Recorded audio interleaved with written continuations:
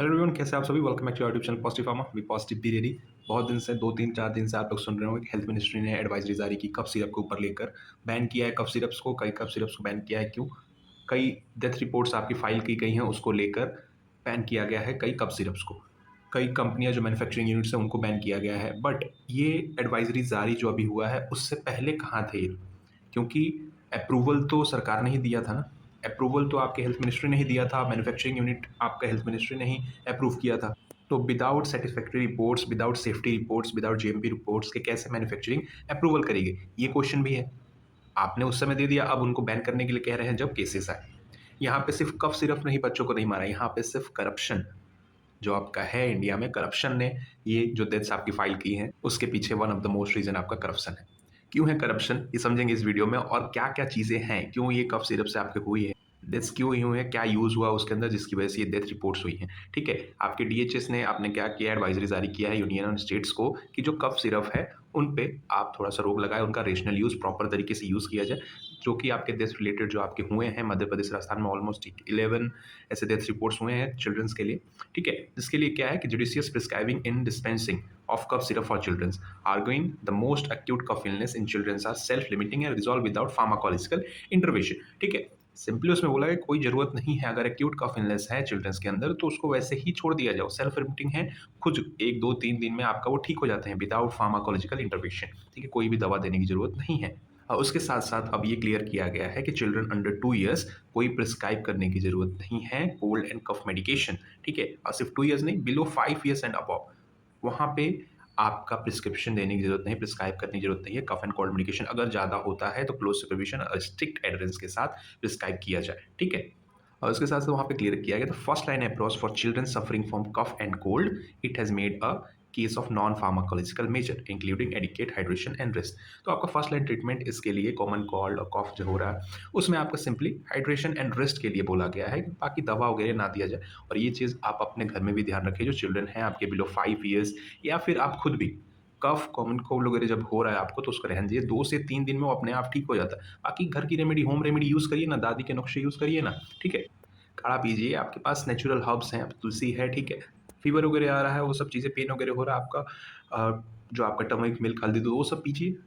Basic fever, normal fever, आपका common cold, pen, ये सब के लिए मेडिकेशन ना यूज़ करिए, जितना हो सके मेडिकेशंस के लिए। जैसे कि पीसीएम सबसे ज़्यादा कंज्यूम हम लोग करते हैं, थोड़ा सा दर्द बुखार हुआ पीसीएम खा लो, नहीं करिए, लीवर बहुत तेज़ी से डैमेज करता है। तो ये चीज़ें हुई क्यों हैं? Since there have report that death were caused by fake drugs. ठीक है, चीज़ों को लेकर यहाँ, और उसके लिए कहा गया है कि जीएमपी आपका गुड मैन्युफैक्चरिंग प्रैक्टिस, ये आपका एज पर रिपोर्ट्स, एज पर फार्मास्यूटिकल ग्रेड्स होना चाहिए।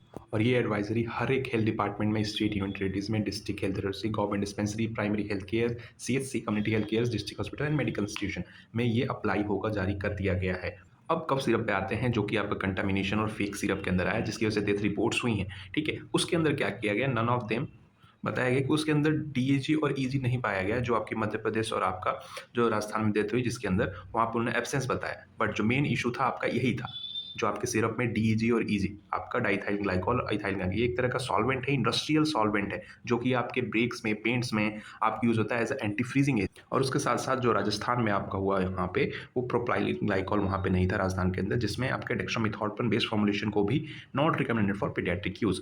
देखिए, कफ सिरप में जो आपका यूज़, जो फार्मा ग्रेड इंग्रेडिएंट है वो आपका यूज़ होता है यूज़ होता है आपका पीजी, प्रोपाइलिन ग्लाइकॉल। ये जो आपका सॉल्वेंट है, ये आपका as a colourless, odourless liquid होता है, जो कि सॉल्वेंट और बेसिक जो आपका सिरपी फील होता है कफ सिरप में, जो सिरप का जो टेक्सचर होता है इसी की वजह से प्रोवाइड होता है। ठीक, और थोड़ा सा स्वीटनेस भी। ठीक, और ये आपका सेफ माना जाता है, ये आपका फार्मागेट जीएमपी अप्रूव्ड आपका है, एफडीए अप्रूव्ड है, जो आपका प्रोपाइलिन ग्लाइकॉल है, ये आपका कफ सिरप में यूज़ होता है। बट इसकी जगह चीपर और आप जो ईजिली अवेलेबल है वो यूज़ होता है, ताकि ये महंगा, और यहाँ पे करप्शन आता है।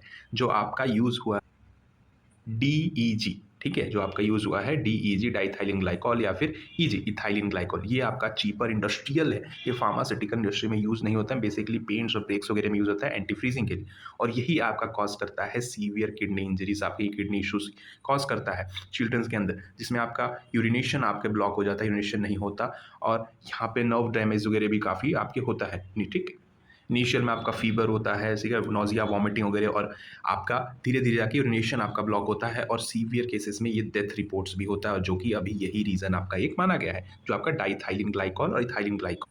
तो ये चीज़ है, ये सस्ता है, ईज़िली है, और इसको अवेलेबल कराने में सरकार मदद करती है। कंपनी वालों को क्या है, मैन्युफैक्चरिंग यूनिट्स के पास अगर पैसा, जो पैसा आपको प्रोपाइलिन ग्लाइकॉल खरीदने में लगेगा, उस कम पैसे में ये आ जाएगा, और जितना पैसा आपको फिर वो अदर पार्टीज़ को चला जाएगा। यहाँ पे करप्शन, और ये करप्शन ही है, ठीक है? सड़कें बन रही हैं, वैसे ही बन रही हैं।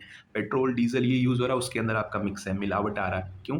पैसा हम दे रहे हैं और हमारे साथ ही चीज़ें खराब हो रही हैं। तो ये क्वेश्चन है, ये बहुत बड़ा कंसर्न, सीरियस कंसर्न है, क्योंकि आपका हेल्थ सिस्टम खराब हो रहा है इससे। इससे पहले भी 2022 के अंदर आपका जो मैनसन कंपनी थी, हरियाणा की कंपनी, वो भी अलग-अलग देश में कफ सिरप इंपोर्ट कर रही थी, उसके ऊपर भी बैन लगा, बस इसी वजह से। गमीबिया वगैरह में आपके डेथ रिपोर्ट्स हुई थी चिल्ड्रंस की, ये हरियाणा बेस्ड मेडिसिन कंपनी थी वो।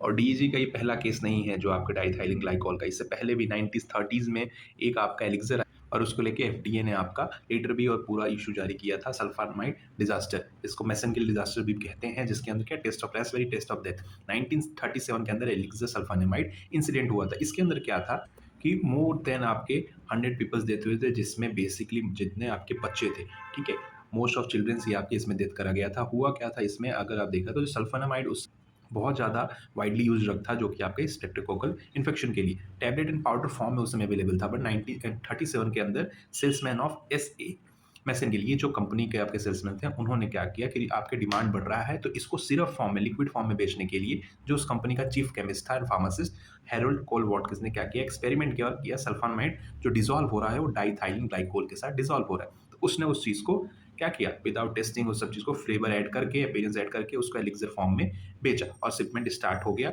ओवर ऑल द कंट्री, ठीक है। और वो चीज़ें आगे जाके वहाँ पे सितंबर अक्टूबर में ही 97 more than 100 peoples in 15 states में आपके, और उसके अंदर मोस्ट ऑफ आपके चिल्ड्रंस थे। तो ये पहली बार नहीं हुआ है, चाहे अलग अलग देशों में, चाहे भारत में, ये चीज़ आपका डीईजी, और सिंपली उस समय भी उस चीज़ को पैसे के लिए ही, ठीक है, कि ये डिमांड बढ़ रहा है तो किसी ने मिक्स करके भेज दिया विदाउट लैब टेस्टिंग, और यही चीज़ यहाँ भी अभी भी हो रही।